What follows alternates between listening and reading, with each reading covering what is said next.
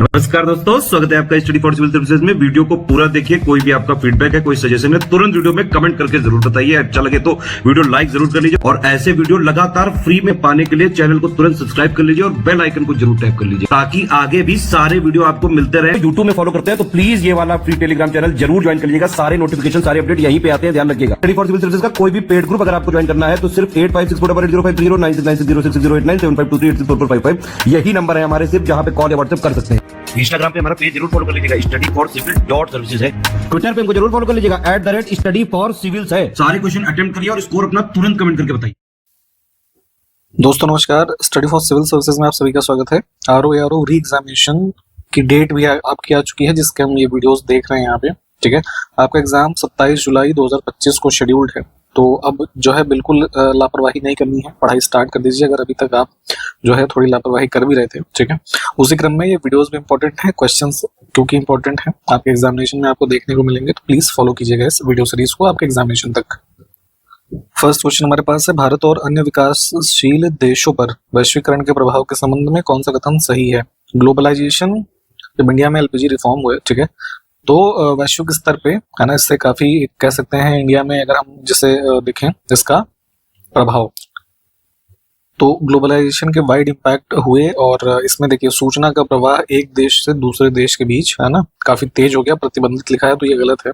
ठीक, फिर है अंतरराष्ट्रीय पूंजी का प्रवाह भी जो है बढ़ा, प्रतिबंधित नहीं हुआ, क्योंकि ग्लोबलाइजेशन का जो है मकसद यही है कि सारे देश रैपिड एक तरीके से ग्रोथ की ओर बढ़े, एक दूसरे के आइडियाज एक्सचेंज हो, एक दूसरे में इन्वेस्टमेंट की जाए, है ना। तो ये भी चीज हुई। डी ऑप्शन में है, इससे देशों के बीच परस्पर निर्भरता कम हो गई, तो ये गलत है। ग्लोबलाइजेशन में ही तो क्या निर्भरता बढ़ी ना, कि जैसे सपोज किसी देश में किसी चीज का प्रोडक्शन ज्यादा हो रहा है तो वो एक्सपोर्ट कर रहा है दूसरे देश को, ठीक है, तो निर्भर हुए ना हम एक दूसरे देश पे। और फिर इससे क्या हुआ कि देशों के बीच में असमानता बढ़ी। असमानता कैसे? जैसे एग्जाम्पल के तौर पे एशियन कंट्रीज में आप देखेंगे डेवलपमेंट, जैसे यूरोपियन देशों ने काफी इन्वेस्टमेंट वगैरह करी या एक्सपोर्ट करने लगे, तो यहाँ पे हमारा डेवलपमेंट बढ़ा। लेकिन वहीं अफ्रीकन देशों में इतनी इन्वेस्टमेंट या कह सकते हैं एक्सपोर्ट वगैरह नहीं हुई, तो वहां पे चीजें वैसी की वैसी रह गई, है ना। तो इससे असमानता नो डाउट बढ़ गई।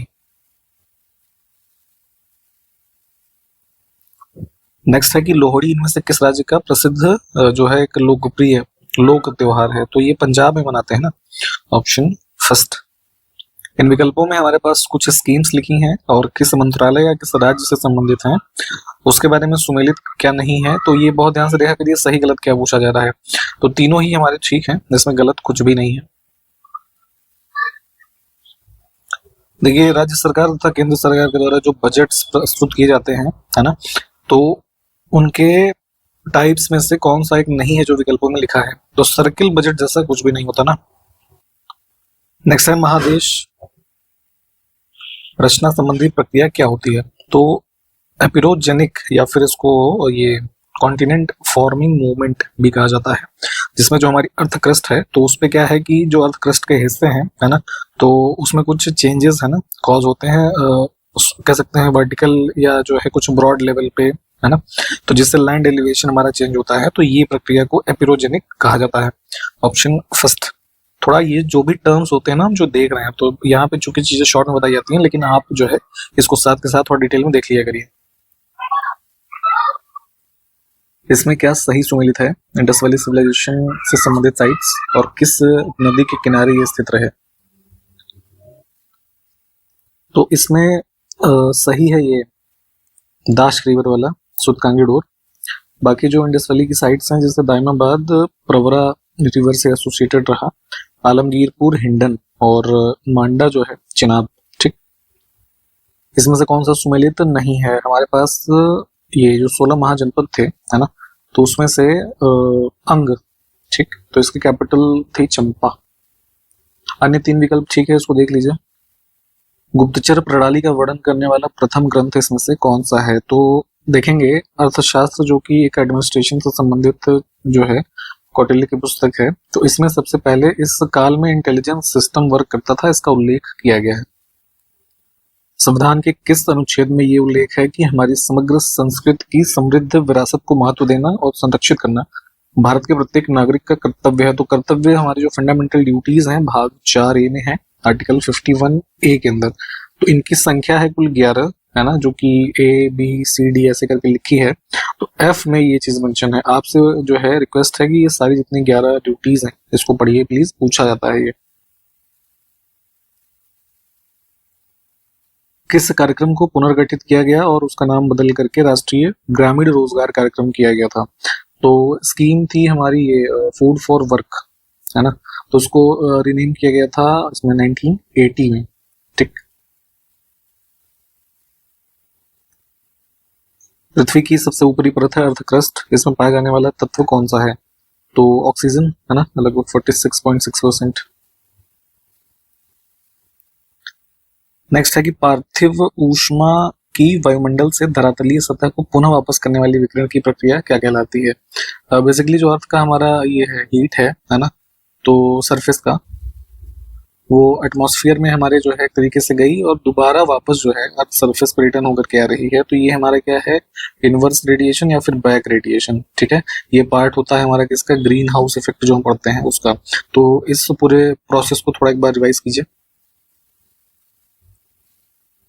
ओशनिक करंट्स भी इंपॉर्टेंट हैं। पूर्वी ऑस्ट्रेलिया धारा किस महासागर से संबंधित है? तो मैप पे भी लोकेट करेंगे इसको, पैसिफिक ओशन।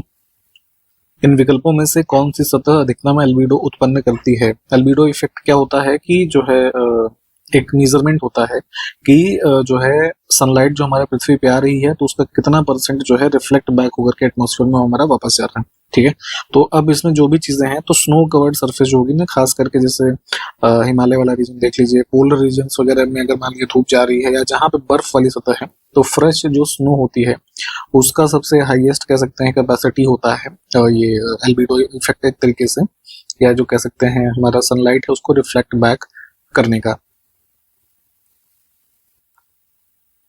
इंडस वैली से संबंधित कुछ साइट्स और उत्खनन करता जिसके द्वारा वहां पे खुदाई की और चीजें हमें जो मिली हैं।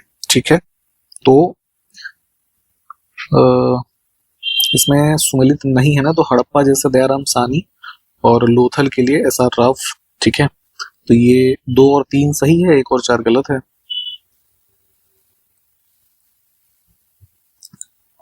नेक्स्ट है बौद्ध दर्शन के अनुसार कौन सा कथन सही नहीं है? तो इसमें बहुत ध्यान से देखने वाली बात होती है कि सही गलत जो क्या है। तो बौद्ध धर्म या बौद्ध दर्शन के अनुसार जो कई सारी चीजें हमने पहले भी डिस्कस की हैं, तो यहाँ पे अगर हम बात करेंगे तो लिखा है कि बौद्ध आत्मा की सत्ता को स्वीकार करते हैं, यानी कि वो जो है सोल की एग्जिस्टेंस को बिलीव करते हैं, तो ऐसा गलत है ना। इनका मानना है कि मतलब इसमें मान्यता नहीं है सोल में, ठीक है, बुद्धिस्ट की। और दूसरा है कि बौद्ध पुनर्जन्म के सिद्धांत को नहीं मानते, तो ये भी गलत है क्योंकि ये रीबर्थ को मानते हैं। ठीक है, तो दोनों स्टेटमेंट्स जो है इंटरचेंज करके लिखे हुए थे, दोनों ही गलत हैं। हमारे पास कुछ स्टेटमेंट्स हैं, उसको देखना है और उसमें से क्या सही है। तो सूर्य से पृथ्वी की औसतन दूरी लगभग 15 करोड़ किलोमीटर है। सूर्य से आने वाला प्रकाश पृथ्वी की सतह पर लगभग 8 मिनट में पहुंचता है और चंद्रमा से आने वाला प्रकाश पृथ्वी तक लगभग 2.4 सेकंड में, ये गलत है, लगभग 1.3 सेकंड में, ठीक है, पहुंचता है। तो सिर्फ 1 और 2 सही है। नेक्स्ट है भूमध्य रेखीय वर्षा पेटी के बारे में कौन सा कथन सही है? इक्वेटोरियल जो रीजन आप देखते हैं 0 डिग्री से 10 डिग्री के आसपास का क्षेत्र अगर हम कंसीडर करें, तो वही लिखा है कि इसका विस्तार भूमध्य रेखा जो 0 डिग्री है उसके 10 डिग्री अक्षांश रेखाओं के बीच में है। ठीक है, और यहाँ पर केवल संवहनीय वर्षा होती है, तो दूसरा स्टेटमेंट गलत है। हर प्रकार की वर्षा लगभग यहाँ पे इस एरिया में होती है। आपको पता ही है कि 0 डिग्री या इक्वेटोरियल जो रीजन है इसमें थ्रू आउट वर्ष भर है ना बारिश की जो कह सकते हैं उपलब्धता होती है, बारिश होती रहती है, काफी मॉइस्चर भरा एरिया होता है ये सब, है ना। तो वर्षा जो है लगभग हर प्रकार की होती है, तो सिर्फ पहला कथन ही सही होगा। नेक्स्ट है किसी राज्य की विधान परिषद की न्यूनतम संख्या कितनी होती है या हो सकती है? तो आर्टिकल 171 पढ़ेंगे, उसके अनुसार मिनिमम जो है 40 मेंबर्स, है ना। जो भारत के 6 राज्यों में विधान परिषद हैं उनकी संख्या इतनी ही मिनिमम हो सकती है। कांगो नदी कौन सी रेखा को 2 बार काटती है? मैप पे देखेंगे इक्वेटर, तो ऐसे बाइसेक्ट करती है ये कांगो रिवर। ठीक है, मैप पे देखिए और कौन कौन से देशों के बीच इसमें कौन सा एक देश मध्य एशिया का भाग नहीं है? तो जनरली 5 देशों को हम रेफर करते हैं सेंट्रल एशियन, जिसमें ये आपका कजाकिस्तान, किर्गिस्तान, तजाकिस्तान, तुर्कमेनिस्तान और उज्बेकिस्तान। ठीक है, तो इसमें क्या आउट हो गया? अफगानिस्तान। ठीक। बाल्टिक सागर को उत्तरी सागर से कौन सी नहर जोड़ती है? इसको मैप पे भी प्लीज लोकेट कीजिएगा। कील कैनाल है ना, इसको नॉर्ड ऑस्टेसी कैनाल भी कहते हैं। ठीक है, तो ये है ऑप्शन सी। लाल सागर से सीमा कौन सा देश नहीं बनाता है? इसको मैप पे लोकेट करेंगे, लीबिया। नेक्स्ट है, बरहुत का प्रसिद्ध स्तूप मूलतः किसने बनवाया था? तो मौर्यन जो हमारा एम्परर थे अशोक, है ना, इनके द्वारा लगभग 3rd सेंचुरी बीसी में इसका निर्माण हुआ। आपको ये बताना है कि अभी वर्तमान भारत के एरियाज में, है ना, इसका लोकेशन क्या है, कमेंट करके बताइए। माइक्रो फाइनेंस के अग्रदूतों में से एक मोहम्मद यूनुस ने किस वर्ष में ग्रामीण बैंक की स्थापना की थी?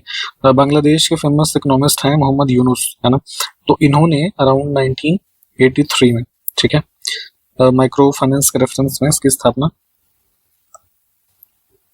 भारत के नियंत्रक एवं महालेखा परीक्षक के वेतन, भत्ते और पेंशन किस पर भारित हैं? तो सीएजी के बारे में आर्टिकल 148 में पढ़िएगा, 148 से 151 के बीच में। ठीक है, और इनके जो ये अलाउंसेस, सैलरी वगैरह है, तो ये इसमें कंसोलिडेटेड फंड में ही तो है ना चार्ज है। भारत के पहले बायोस्फीयर रिजर्व का चयन करना है। अभी वर्तमान में देखेंगे भारत में 18 बायोस्फीयर रिजर्व्स हैं, है ना, जो एक लार्ज एरिया, है ना, बायोडाइवर्सिटी से संबंधित होते हैं। तो भारत का पहला बायोस्फीयर रिजर्व है Nilgiri, option first. Ganga river के प्रोटेक्शन से संबंधित एक संस्था थी national Ganga river basin authority, तो इसको कब भंग किया गया था? तो 2016 में, है ना, इसको समाप्त किया गया और इसके स्थान पे एक national council for rejuvenation, protection and management of Ganga river, है ना, इसको बनाया गया था। एक पुस्तक है famous autobiography the story of my experiments with truth, तो किसने लिखी है? तो महात्मा गांधी जी। एक फेमस मंदिर है आसमाई, तो अफगानिस्तान में ये किस रीजन में स्थित है? तो जो है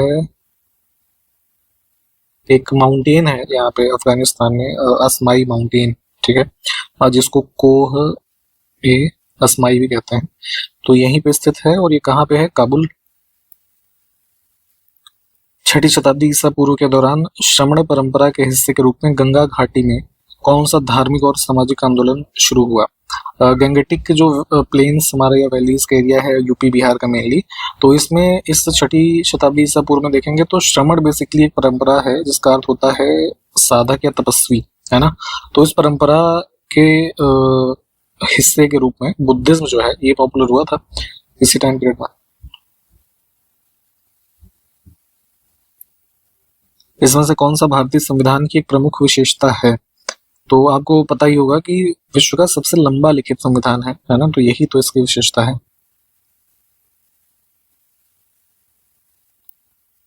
नेक्स्ट है कि भारतीय प्रथम विधि आयोग का अध्यक्ष कौन था?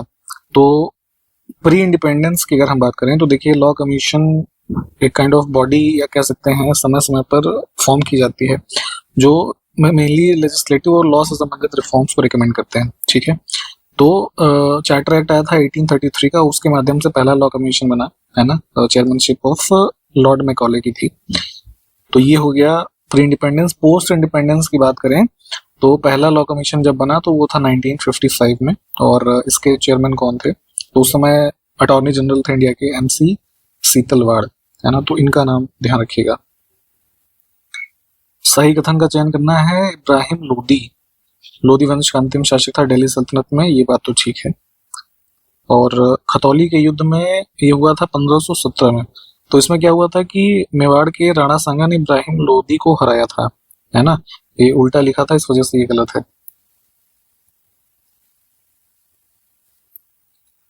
1991 में किस तारीख को भारतीय रुपए का अवमूल्यन किया गया था? तो डिवैल्यूएशन किया जाता है मनी का। तो इंडिया में देखिए अगर हम बात करें तो 3 बार हमारा डिवैल्यूएशन हुआ है। एक तो इंडिपेंडेंस के बाद 1949 में, फिर सेकंड हुआ था 1966, थर्ड हुआ 1991 में।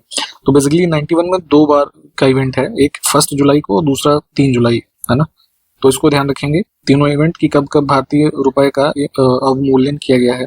आपसे क्वेश्चन है कि क्या पर्पज होता है किसी करेंसी को, है ना, इसको डीवैल्यू करने का, कमेंट करके बताइए। इसको मैप पे लोकेट करेंगे, यूराल और वोल्गा नदी किस सागर में आकर के गिरती हैं, तो ये है कैस्पियन सी। कौन सा कथन इसमें सही है? भारतीय संविधान का अनुच्छेद 368 संवैधानिक संशोधन से संबंधित है, ये बिल्कुल ठीक बात है।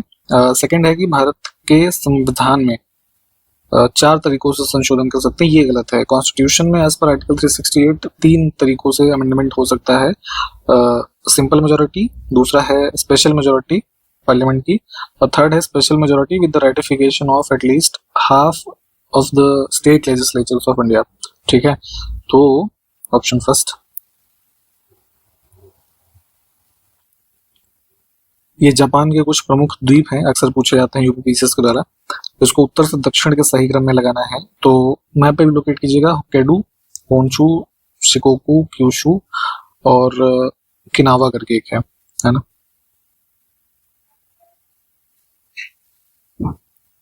इसको भी मैप पे लोकेट करेंगे। कौन सी जल संधि भूमध्य सागर और अटलांटिक महासागर को जोड़ती है? Straight of Gibraltar. इधर स्पेन और मोरक्को वाले रीजन भी देखिएगा इसमें साथ साथ। कॉन्स्टिट्यूशन के कुछ पार्ट्स हैं और उसमें क्या प्रावधान है उसके बारे में कौन सा गलत युग्म है, तो मौलिक कर्तव्य भाग 2 में लिखा है, ये गलत है। भाग 2 में क्या है? सिटीजनशिप, नागरिकता, और भाग 4 ये अभी हमने ऊपर ही बताया था, उसमें मौलिक कर्तव्य हैं। अन्य विकल्प ठीक है, उसको देख लीजिए। अब हमारे पास स्टेटमेंट्स हैं दही बनने के संबंध में, तो देख लेते हैं कौन कौन सा इसमें से सही है।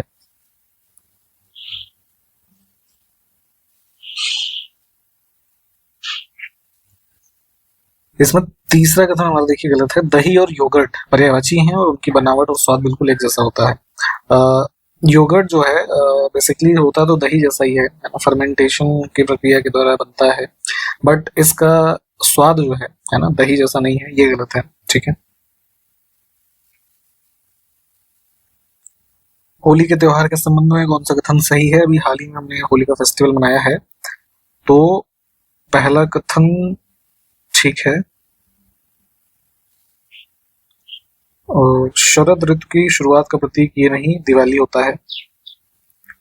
और तीसरा भी गलत है कि होली का त्योहार माघ मास नहीं बल्कि फाल्गुन जो होता है ना हमारा, तो उसके हिसाब से मनाते हैं, तो सिर्फ पहला ही तो सही है। 2 कथन हमारे पास फिर से हैं, उन कथनों की सत्यता के संबंध में उपयुक्त विकल्प का चयन करना है। एक बार आप इन कथनों को देखें।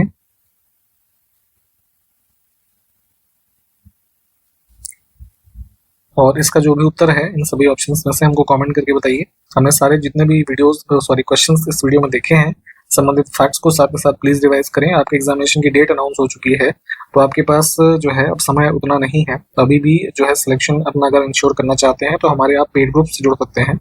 हमारे लेटेस्ट में भी ग्रुप स्टार्ट हुए हैं आपके स्टडी मटेरियल के, टेस्ट सीरीज, पेड क्विज, इसके अलावा हिंदी का आपका बहुत इंपॉर्टेंट भाग है इस एग्जामिनेशन में, तो उसके ग्रुप्स, और मेंस के एग्जामिनेशन के भी आपके इस एग्जामिनेशन ग्रुप्स अवेलेबल हैं। आप इसमें एडमिशन ले सकते हैं हमारे साथ। इसकी इन्फॉर्मेशन एडमिशन की इस वीडियो के डिस्क्रिप्शन बॉक्स में 3 मोबाइल नंबर हैं, उस पर कॉल या व्हाट्सएप करके आपको मिल जाएगी। ठीक है, तो बिना समय देर किए आप इन ग्रुप्स में जुड़ सकते हैं और उसका लाभ ले सकते हैं। इन्हीं सब बातों के साथ हम इस वीडियो को समाप्त करेंगे। इसके जो आगे के क्वेश्चन हैं हम देखते हैं अगले वीडियो में। तब तक के लिए नमस्कार, जय हिंद।